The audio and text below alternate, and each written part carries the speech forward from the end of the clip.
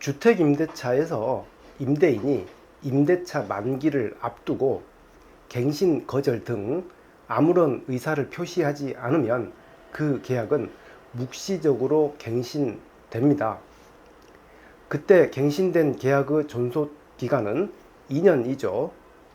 하지만 임차인만 묵시적 갱신 중에 언제든지 계약을 해지할 수 있습니다. 임대인은 안 되죠.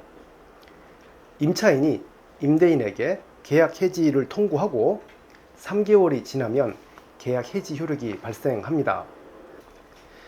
하지만 여기서 임차인이 꼭 주의해야 할 점이 있는데요.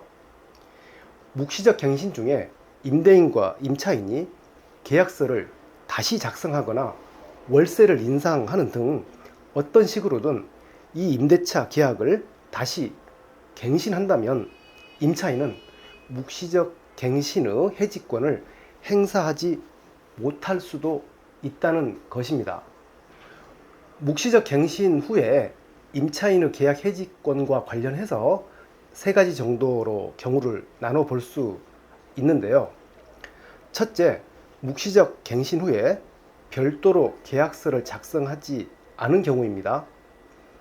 아무런 변동이 없는 거죠. 이때는 임차인의 계약 해지에 관한 법 규정에 따라서 임차인은 당연히 언제든지 계약을 해지할 수 있습니다. 일반적으로 모두들 잘 알고 있는 그런 경우이죠. 둘째, 셋째, 넷째는 눈여겨서 좀 봐야 할 것 같습니다. 둘째, 묵시적 갱신 후에 어떤 사유로든지 계약서를 작성하고 그 계약서를 작성하면서 임차인의 해지권에 관한 구체적인 특약사항을 포함한 경우입니다. 이때는 임차인이 계약서를 작성했더라도 계약을 해지할 수 있는 경우인데요. 특약사항 예를 들어서요. 본 임대차 계약은 임대인과 임차인 간의 종전 임대차 계약 가로 열고 구체적인 내용도 포함을 시켜놨죠. 임대차 보증금과 임대차 기간 등요. 이 임대차 계약이 묵시적으로 갱신된 계약이고 양 당사자는 본 계약의 임대차 기간에도 불구하고 주택임대차 보호법에 따라서 계약을 해지할 수 있다라는 취지로 명기했습니다. 이렇게 구체적으로 명기한 경우입니다. 이때는 임차인이 언제든지 임대차 계약을 해지할 수 있습니다. 셋째, 묵시적 갱신된 후에 계약서를 작성하면서 임차인의 계약 해지권에 관해서 구체적인 특약을 하지 않고 두루뭉실한 불명확한 특약을 포함한 경우입니다.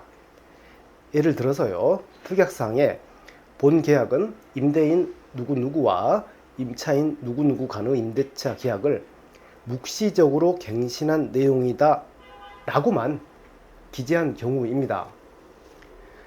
이것만으로는 임차인의 계약 해지권을 인정하기란 쉽지 않습니다. 이것은 묵시적으로 1차적으로 묵시적으로 갱신된 후에 그 뒤에 양 당사자가 계약 기간을 정해서 재계약했다는 의미로 받아들여질 수 있기 때문이죠.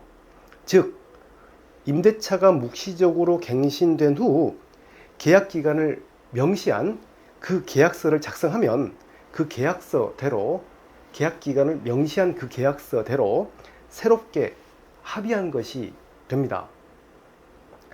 넷째, 묵시적 갱신 후 계약서를 작성하면서 별도로 특약사항을 기재하지 않은 경우인데요.